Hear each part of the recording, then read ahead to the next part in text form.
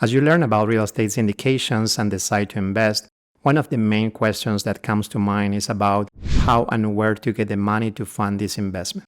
Passive income sounds fantastic, but you have got to set up your personal finances strategically so the returns or distributions benefit you in the way you imagine. Hi there, this is Harry Nima Segara with Nima Equity, and today we will discuss the different ways available to fund these kind of investments.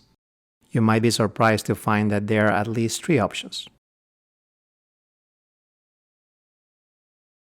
The option you choose will depend on your family situation, your investing goals, what you plan on doing with the distributions, etc. There's not a one-size-fits-all answer, and you'll want to sort through the details here so you can make the corresponding moves before our next deal opens up. Option number 1, individual investor. The quickest and easiest way to invest is going solo with cash. This means entering the deal as an individual with capital from your savings or other liquid assets. As a sole signee, you're entirely in control of selecting the deal, signing and completing documents on time, and simply wiring the money from your savings into the deal.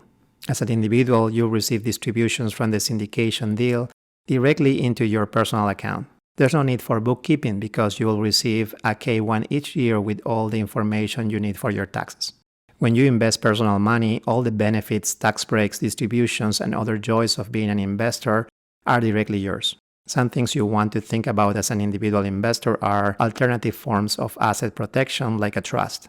You should ensure there's a will in place with a designated beneficiary.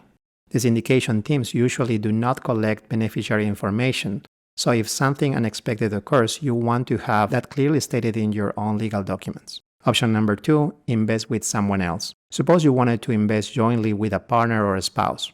Yep.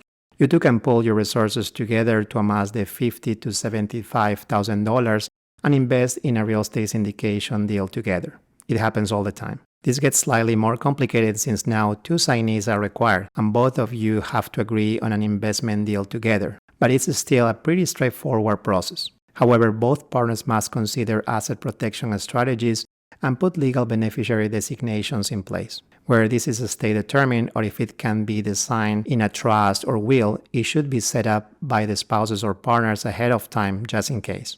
Option number 3, invest as an entity. The third way you might choose to invest is through an entity. You can invest through a retirement account like a self-directed IRA or 401k, through a trust, or via an LLC.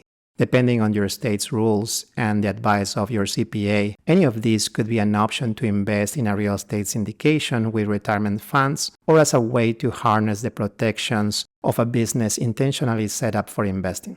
This typically requires one signee, so it's simple, but it requires filing some paperwork in advance, which makes it slightly more complicated. You always want to check with a tax professional familiar with your financial situation and the applicable tax laws to see which choice might be the most beneficial to you. Distributions and any benefits from the investment apply to the entity, meaning the deposits will go back into your retirement or business accounts. If investing this way, it's important to keep your funds separate. You don't want unexpected taxes or fees from the accidental withdrawal or use of retirement or business funds. When investing through an entity, your level of asset protection and hardship is based on the operating agreement of the LLC, trust, or IRA you're using.